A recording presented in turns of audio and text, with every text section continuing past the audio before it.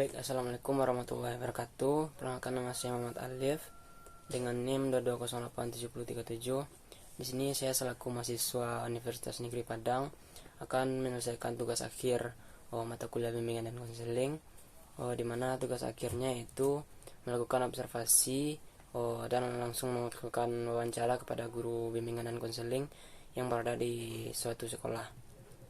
Baik, di sini saya akan langsung masuk kepada inti dari tugas ini, dimana saya sudah melakukan observasi ke sekolah SMA dan langsung dipandu oleh gurunya langsung, yaitu yang bernama Elsi Rahayu SPD. Lama guru ini menjabat sebagai guru bimbingan konseling, yaitu 5 tahun, dan pelaksanaan observasi ini dilakukan pada tanggal 15 Desember 2023, beberapa hari yang lalu. Jamnya sekitar jam 11 hingga pukul 1 siang kurang lebih atau kurang.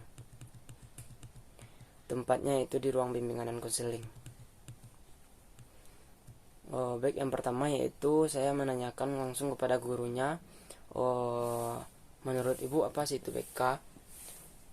Dan sebagai narasumber, ibunya pun menjawab, menurut saya BK itu adalah suatu proses bimbingan dan konseling yang melibatkan interaksi antara konselor dan konseli atau anak murid yang berada di SMA tersebut untuk menyelesaikan suatu masalah atau meminta pendapat melalui adanya interaksi timbal balik antara guru dan siswa. Selanjutnya, apakah di SMA Satuan Mampu masih menerapkan razia pakaian, kuku, dan lainnya? Baik, di sini sudah tidak menerapkan lagi yang namanya razia kuku oleh guru WK, melainkan razia tersebut dilakukan oleh perangkat OSIS, di mana mungkin guru BK hanya berperan sebagai pengarah saja, namun yang menjalankan tugas itu merupakan anggota OSIS sebagai tangan kanan dari guru BK tersebut. Jadi guru BK tersebut tidak melaksanakan razia, namun hanya memberikan pengarahan kepada pengurus OSIS, dan pengurus OSIS lah yang turun tangan untuk melaksanakan razia tersebut. Selanjutnya, apakah ibu pernah menerapkan azas alih tangan? Di sini jawaban ibunya yaitu saya pernah melaksanakan azas alih tangan, karena dulu ada suatu masalah yang saya sendiri juga bingung bagaimana cara menghadapi siswa tersebut, dan akhirnya saya alih tangankan masalah tersebut ke guru BK yang lebih berpengalaman dari saya. Jadi guru ini merupakan guru yang masih bisa dikatakan junior di sekolahnya. Jadi karena ada kasus ini, guru tersebut memberikan kepada guru yang lebih tua di sekolah tersebut untuk menangani kasus ini. Selanjutnya, apakah guru BK pernah menerapkan kunjungan rumah bagi siswa yang bermasalah? Gurunya pun menjawab, saya pernah melakukan kunjungan rumah yang waktu itu suatu permasalahan yang dihadapi adalah salah satu siswa tidak pernah masuk sekolah lagi, dan kami guru BK melakukan kunjungan rumah dengan mencari tahu apa sih sebenarnya masalah yang dihadapi oleh siswa tersebut, dengan menanyakan kepada orang tuanya apa masalah yang sedang dihadapi anak tersebut, sehingga anak tersebut tidak pernah masuk lagi sekolah. Selanjutnya, pertanyaan, bagaimana tindakan guru BK jika orang tua tersebut ikut menutupi masalah yang dihadapi anaknya tersebut? Kami melakukan observasi dengan orang tua tersebut untuk bisa mengatakan sejujurnya apa masalah yang sedang dihadapi oleh siswa tersebut, agar kami bisa membantu masalah apa yang sedang dihadapi anak tersebut, agar kami bisa membantu untuk membangkitkan semangat anak ibu bisa sekolah kembali. Jadi di sini peran guru BK tersebut dapat mengungkit apa sih masalah sebenarnya dari seorang anak tersebut, dan agar membangkitkan kembali semangat dari anak itu untuk dapat kembali bersekolah. Selanjutnya, apakah guru BK di sekolah ini melibatkan teman siswa yang bermasalah untuk mengetahui masalah teman tersebut?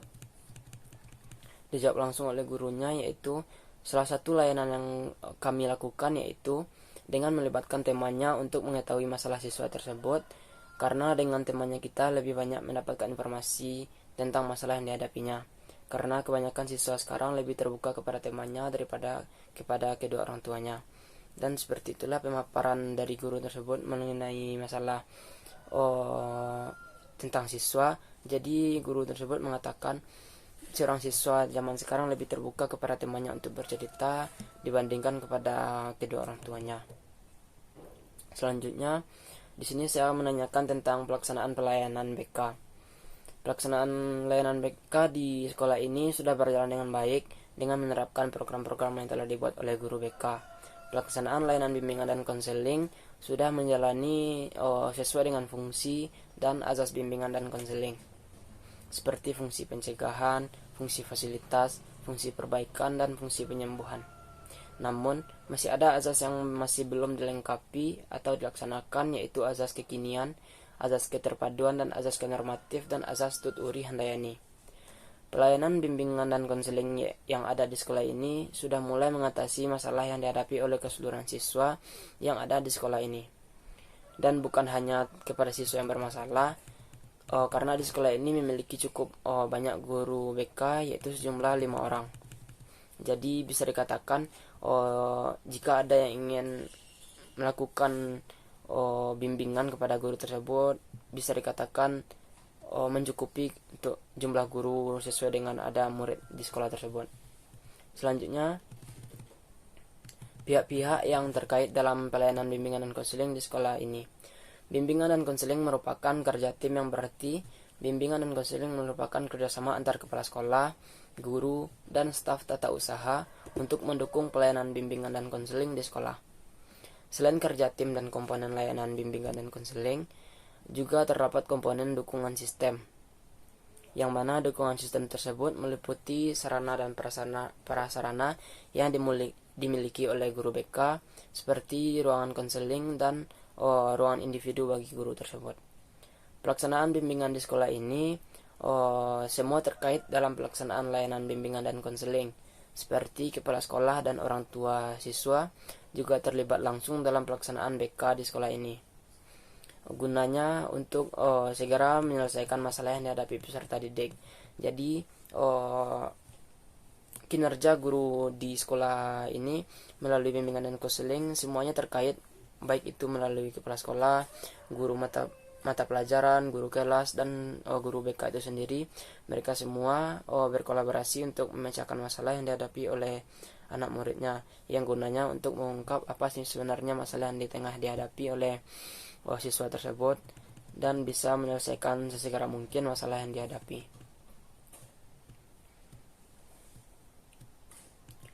Baik, di sini saya menanyakan selanjutnya tentang adanya fungsi bimbingan dan konseling. Yang pertama di sini ada fungsi pemahaman, di mana pemaparan materi dari guru tersebut, yaitu fungsi pemahaman yang memungkinkan pihak-pihak yang berkepentingan dengan peningkatan pengembangan dari kehidupan konseling memahami berbagai hal yang esensial berkenaan dengan perkembangan dan kehidupan dari klien atau siswa tersebut. Pemahaman yang perlu dihasilkan oleh pelayanan bimbingan dan konseling, kata guru tersebut, pemahaman tentang diri konseli beserta permasalahannya oleh klien itu tersebut dan pihak-pihak yang ingin membantu dari klien tersebut, termasuk juga pemahaman tentang lingkungan dari siswa tersebut atau klien tersebut. Jadi sebagai guru BK kita harus, untuk memecahkan suatu masalahnya, kita harus mengetahui dulu lingkungan dari siswa tersebut agar mempermudah dan memperlancar penyelesaian masalah yang dihadapi oleh siswa tersebut. Selanjutnya di sini ada fungsi pencegahan. Layanan bimbingan dan konseling dapat berfungsi pencegahan, di mana guru tersebut mengartikan usaha pencegahan terhadap timbulnya masalah.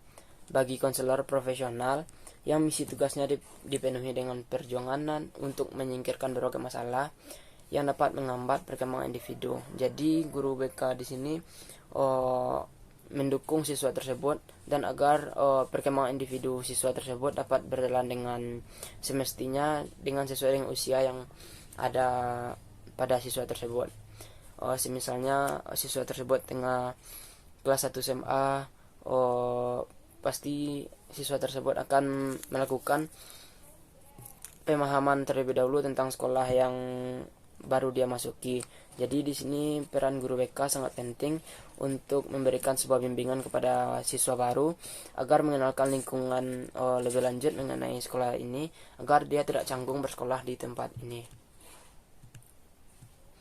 Selanjutnya adanya fungsi pengentasan, di mana pengertiannya oleh guru tersebut yaitu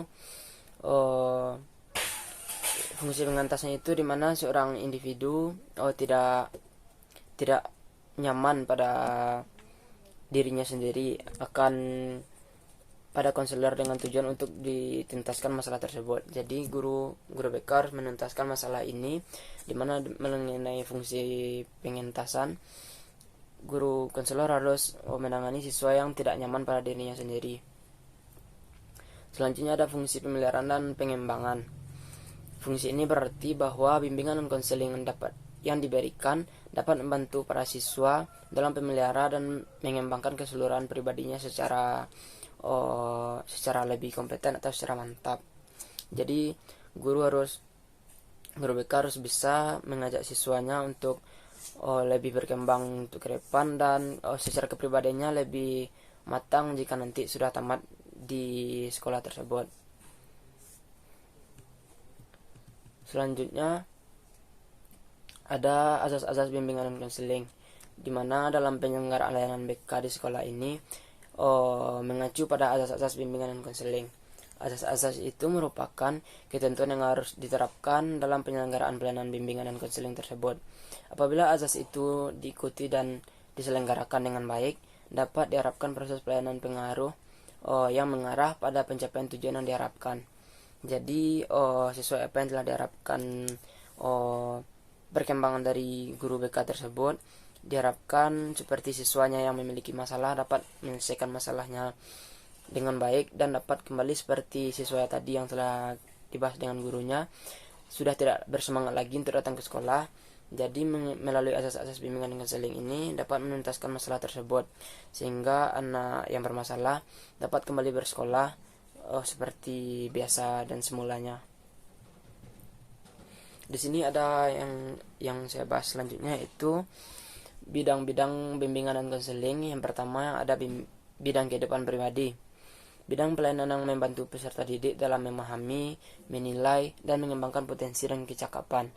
Jadi di sekolah ini mengenai dengan bidang kehidupan pribadi, sekolah ini sangat berpartisipasi dalam membantu peserta didiknya untuk dalam memahami dan menilai, mengembangkan potensi dan kecakapan dari siswa tersebut. Dengan contoh adanya fasilitas ekstrakurikuler dapat mengembangkan bakat siswa-siswa yang ada di sekolah ini. Contohnya saja dengan adanya ekstrakurikuler sepak bola, basket, takraw, tenis meja, dan lain-lain. Jadi siswa yang ada di sekolah ini diberikan layanan khusus untuk mengembangkan kemampuan dirinya sendiri.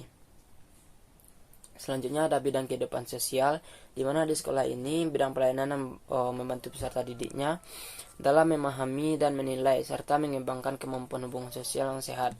Jadi di sekolah ini membantu siswa untuk di kehidupan sosialnya agar tidak canggung dalam menghadapi banyak orang nantinya jika sudah turun ke lapangan. Dan juga bagaimana cara bergaul dengan teman sebaya, dengan anggota keluarga dan warga lingkungan sosial yang lebih luas.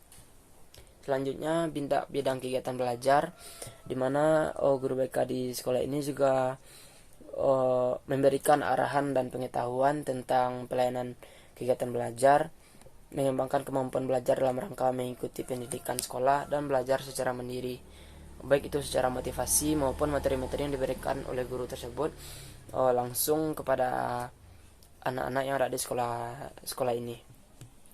Selanjutnya ada bidang perencanaan, pelaksanaan, dan pemantapan karir. Saya melakukan observasi ini di mana gurunya mengatakan bidang pelayanan yang membantu peserta didik dalam memahami dan menilai informasi serta memilih pengambilan keputusan karir. Jadi guru BK ini sebagai adanya nahkoda untuk melanjutkan kemana arah kita setelah tamat dari sekolah SMA. Contohnya saja dalam memilih perguruan tinggi, guru BK sangat berperan penting untuk menentukan membantu siswa kemana arah selanjutnya, baik itu ke dunia kerja ataupun ke perguruan tinggi mana yang lebih cocok dan jurusan apa yang lebih pas untuk siswa tersebut.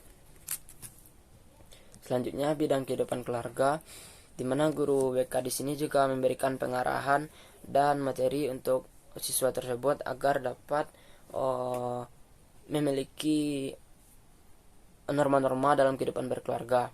Bidang pelayanan yang membantu peserta didiknya dalam merencanakan kehidupan keluarga dan keragaman personal persiapan membentuk keluarga. Jadi tidak hanya memberikan materi tentang bagaimana norma-norma yang harus diterapkan dalam kehidupan berkeluarga, tetapi juga dipersiapkan siswa tersebut diberikan penjelasan mengenai bagaimana nantinya kita hidup berkeluarga. Selanjutnya ada bidang kehidupan beragama. Di sekolah ini guru BK juga berperan sangat aktif dalam setiap kegiatan seperti hari Jumat dan juga adanya sholat berjamaah setiap zuhur. Jadi guru BK memberikan materi atau juga pemahaman mengenai agama pada bidang baik itu secara langsung maupun melalui adanya penyampaian-penyampaian atau penyuluhan oleh guru-guru yang langsung datang ke kelas.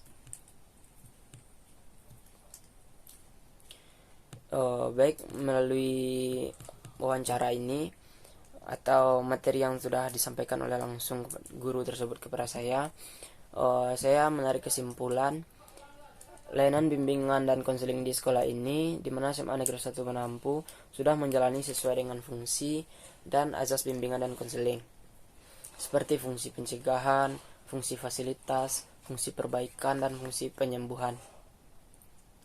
Pelayanan bimbingan dan konseling di sekolah ini sudah memiliki cukup banyak guru BK, di mana guru BK di sekolah ini berjumlah 5 orang. Dan pihak-pihak yang terkait dalam pelayanan bimbingan dan konseling di sekolah ini merupakan kerja tim, yang berarti bimbingan dan konseling merupakan kerjasama antar kepala sekolah, guru, dan staf tata usaha untuk mendukung pelayanan bimbingan dan konseling di sekolah. Jadi semua guru di sini atau apapun tenaga kerja yang berada di sekolah ini berperan sebagai penggerak dari bimbingan dan konseling. Guru BK di SMA ini pernah melakukan kunjungan juga ke rumah siswa, sebagaimana tadi yang saya jelaskan, untuk membangkitkan kembali semangat siswa yang sudah tidak lagi mau untuk bersekolah hingga kembali untuk melaksanakan sekolah. Baik, saya melakukan observasi dengan orang tua tersebut melalui wawancara guru ini. Gurunya mengatakan untuk bisa mengatakan sejujurnya apa masalah yang dihadapi oleh anak tersebut. Jadi saya mendengar langsung dari gurunya kasus-kasus atau masalah yang tengah dihadapi oleh siswa yang dihadapi di sekolah ini. Oke, dengan kesimpulan yang sudah saya bacakan tadi, saya mungkin ada saran-saran yang akan saya tuliskan di sesuai yang ada di laporan saya ini. Baik, yang pertama yaitu sebaiknya kesadaran murid diperlukan untuk bisa merubah image atau pemahaman diri polisi sekolah yang disandang oleh guru BK, atau guru BK tersebut merupakan satuan pengamanan di sekolah tersebut yang bisa untuk mengarahkan bagaimana siswa yang ada di sekolah tersebut agar bisa merubah kepribadiannya atau merubah sikap ke arah lebih baik. Selanjutnya mungkin saran yang kedua yaitu sebaiknya murid harus lebih berani untuk melakukan proses konseling atau murid tersebut lebih terbuka kepada gurunya agar masalah-masalah yang dihadapi dapat terselesaikan dan kembali siswa tersebut dapat menjalani kehidupan dan pembelajaran dengan sebagaimana mestinya, dan untuk segera mungkin mengatasi masalahnya. Baik, mungkin hanya itu pemaparan dari laporan saya berkunjung atau observasi ke sekolah SMA Negeri 1 Menampu. Di sini saya membuat video laporan tersebut dan akan mencantumkan dokumentasi dengan guru tersebut. Baik, terlebih dan terkurang, saya Muhammad Alif dengan NIM 087037. Mohon maaf apabila ada kekurangan dan kesalahan. Saya akhiri dengan Assalamualaikum warahmatullahi wabarakatuh.